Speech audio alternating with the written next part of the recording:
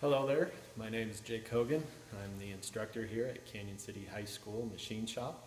We're located kind of south central in Colorado. Um, I've been instructing here for almost 15 years. As far as teaching machine shop, I started this probably 8 or 9 years ago. When I took it over, pretty much everything in here was ran down, broken, and not working.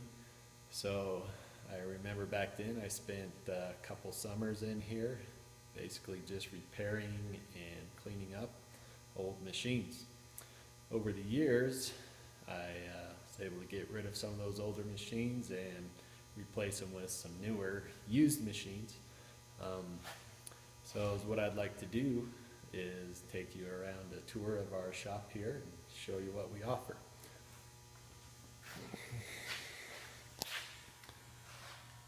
All right, so this is kind of our manual lathe row. Um, Probably 6 or 7 years ago, I was able to do a large purchase and get 4 lathes, all the same, just like this one here. They're a pretty nice lathe, and I think they are 1740s. They hold up pretty well to the students in here. Before that, this was the best lathe in our shop. Older Enterprise. Still a good machine. This is one of the first lathes that we were able to buy off of Craigslist. It was actually a really nice lathe at the time. We got a pretty good deal on it.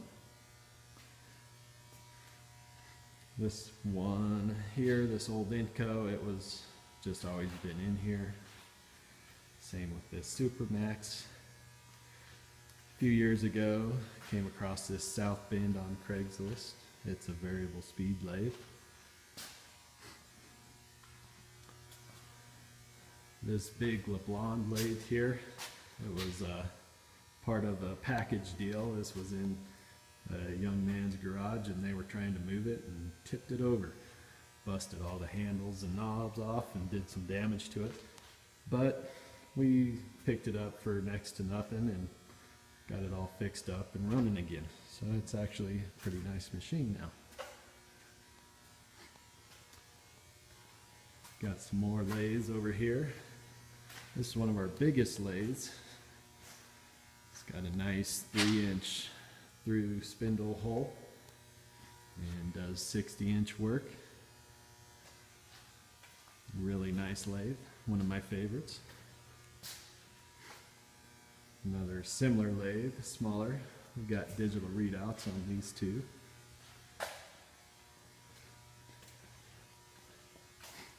This was an auction deal, this older MSC lathe. Pretty nice though, came with a collet closer and digital readout on it as well. Have about 4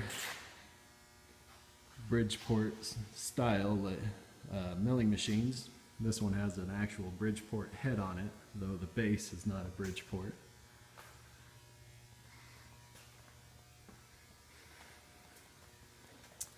Have a few more vertical milling machines over here. Replacement head on this one as well.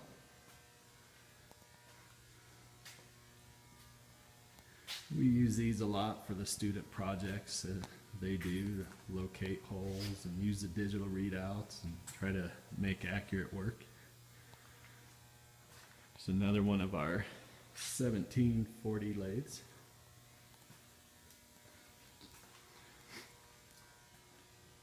We have 2 of these smaller 10-inch South Bend lathes.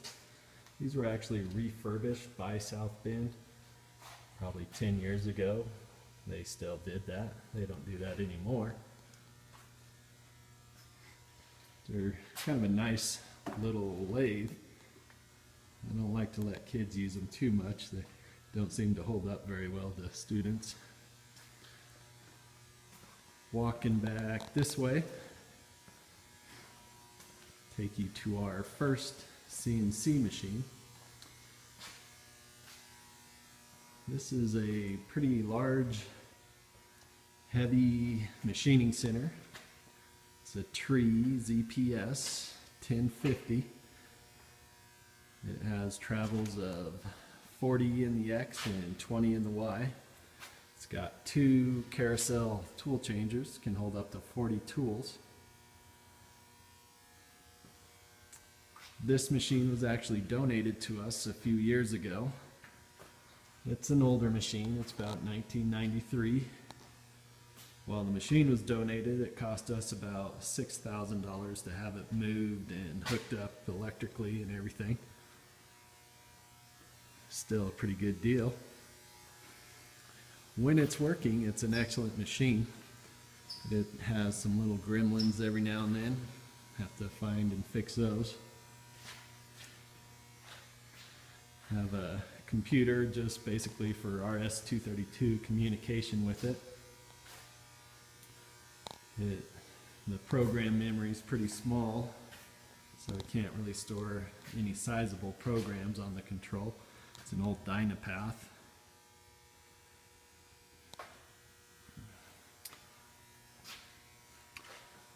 It's a pretty heavy-duty machine, kind of more than we need here at the high school level. But when you need that size, it sure is handy. A few years back, well, probably 2 years back, I was able to get this lathe here. It's an Okuma from about 1993, LNC8. Has a chip conveyor. While it looks pretty nice now, it didn't look like this when it came in. It was all rusted up. There's relatively no paint left on it. So we took it all apart, got new glass, had it all sandblasted, got the panels powder coated, repainted the base, put new way wipers on everything. It's got a 12 place turret, 10-inch chuck, 2.5-inch spindle bore. We use this machine for making links for these remote control car wheels, so it can, compared to the way we used to do it, this will really turn out some blanks for us to throw in the machining centers. So it's serving its purpose well.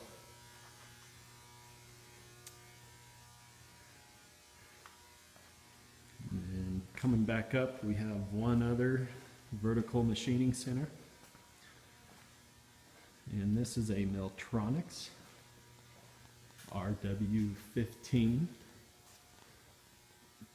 It's probably the newest thing we have in this shop.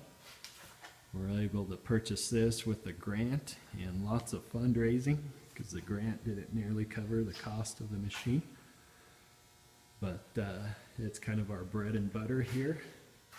It's kind of a small footprint, has a 16 carousel tool holder. A lot of nice features, chip auger, have 3 nice Kurt Weisses on it. It's a box weigh machine.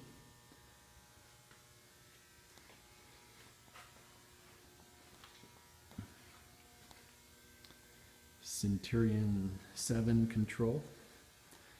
Thing I like about this is the graphics and the memory the control has.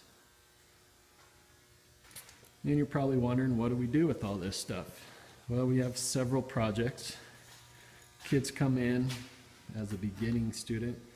They're probably going to make a hammer similar to this here. I remember this hammer from back when I was in high school. Seems like a good project. Has tapers, threading, radiuses. So that's probably the first thing they're going to do. And then in another class, one of the things we make is this little cannon here. Students make the barrel on the manual lathes. There's lots of little pieces that they have to accurately machine. The wheels and the frame pieces are cut out on the CNC machine. And then something we do to generate some money for our shop here are wheels. Now, these are small scale remote control car wheels. So they're about anywhere from 2.5 to 1.5 in diameter. So for every wheel, they're little bead locks. So we have to make an inner and outer ring. We have little center caps and hubs that we make along with each wheel. So quantity wise, we make probably thousands of wheels for sale on the internet, and hobby shops will buy our wheels and sell them in their shop. So anyhow, that's the tour of our machine shop. A new Herco in here would be an awesome addition. What better way for Herco to advertise to future machinists their brand and their control? It would really speed things up in our processes here, not having to mess with old machines that may or may not work on a given day. Thanks for watching our video here. I hope you enjoyed a tour of our precision machining program here at Canyon City High School. Thanks.